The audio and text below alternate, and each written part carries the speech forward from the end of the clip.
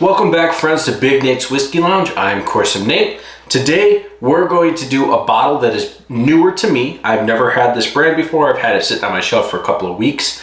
But before I pull it up and review it, I want to give a shout out to a different channel who kind of did a really cool video about this brand. And that is going to be Bourbon Real Talk. Randy Sullivan. If you're not following that channel, please do so.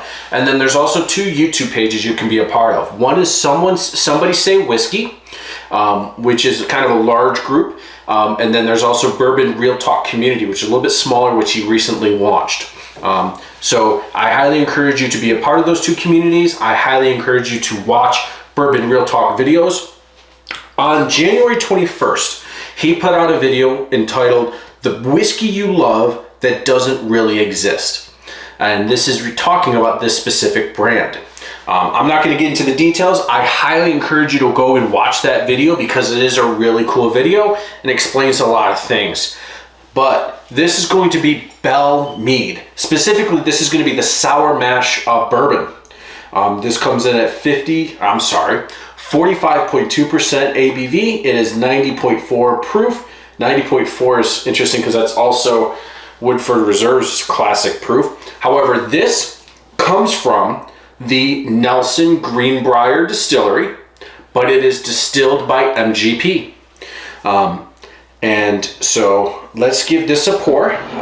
But before I do, I'm going to pull up the review on Bourbon Bible. So this again, 45.2% ABV. The mash bill is 64% corn, 30% rye, and 6% malted barley. It's distilled in column still. It is non-age stated. However, again, we know it's at least 4 years old because it is a straight whiskey and non-age stated. Straight has to be 2 years.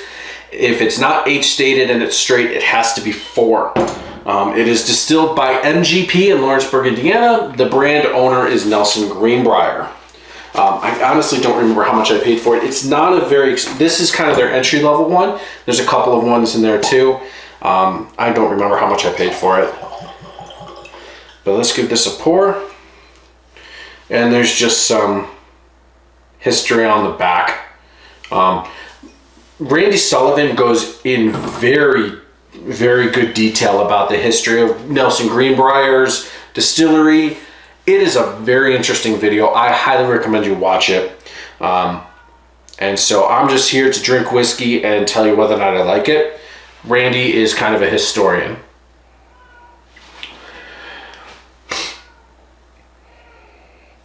Kind of a pretty classic bourbon-y nose. It's high rye, it's 30%, but I'm not picking up a ton of rye. A little bit of oakiness, a little bit of earthiness. Went a little deep on my nose there.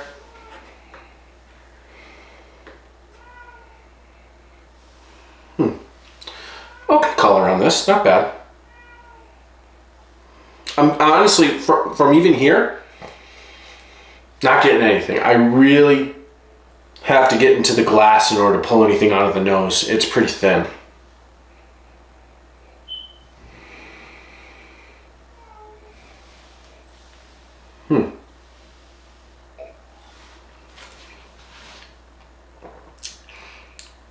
Definitely more interesting on the palate, but not by much. It's pretty thin and it drops off pretty significantly to the extent that while I'm getting oakiness in my mouth right now as a finish, I'm not really getting any other flavors. It's a little dry, a little bit of caramel, but not very sweet. It's not overly sweet. The last couple of bourbons that I've had have been really sweet. This is not. It's not bad. It's just kind of boring. Maybe it needs to open up a little bit, but there's nothing wrong about it. It's pretty classic MGP. MGP makes good stuff. Now, they do have other things in their lineup, and they are listed here in the Bourbon Bible. They have a single barrel, which comes in at 109.6 proof. They have a sherry cask finish, which comes in at the same proof as this. They have a cognac cask finish. They have a Madeira finish. So they do quite a few interesting things, and this is just kind of you know, you got to get the product out there, so you kind of have to have a base, and this is kind of the base for that. Kind of like when I did the Glenlivet video, that's back here, a couple weeks ago. There was 3 in there. Number 1 was kind of the base. Number 2 and 3 were kind of finished. Interestingly, I feel like this is the number 1 of that.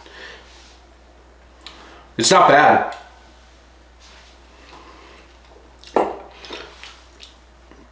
I don't know if this would be a daily sipper. I don't know if this would be. I would have it out there. I wouldn't call it a cocktail whiskey. However, it is almost 45. No, it is 45.2, so it would hold up a little bit. It wouldn't be too bad.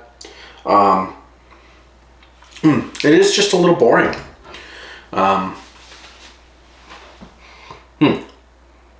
Now, I do have access to some of the other ones. Not all of them, but some of them. But they're a little expensive, and I just haven't pulled the trigger on it. And I've been wanting to do that, but I was like, I really should get the base one before I go any further. It's a little boring. This would be a sip that if I did not want to think about it at all. I want a whiskey. I want to drink it neat. I don't want any type of adventure. I don't want to think about it whatsoever. Not even to the fact of when I put it in my mouth, I think for 2 seconds about what it is. This would be something I wouldn't think anything about at all. I would actually probably take time to think about how boring it was. I don't mean to disrespect it at all. Again, I really recommend you go watch Randy Sullivan's video at Bourbon Real Talk. It was really, really cool, and I really appreciate him doing content like that. This particular one, the sour mash, just the regular straight bourbon whiskey, is just not my thing. That's all right. Tell me what you think. Tell me if you like Belle Mead. Tell me if you like the other ones.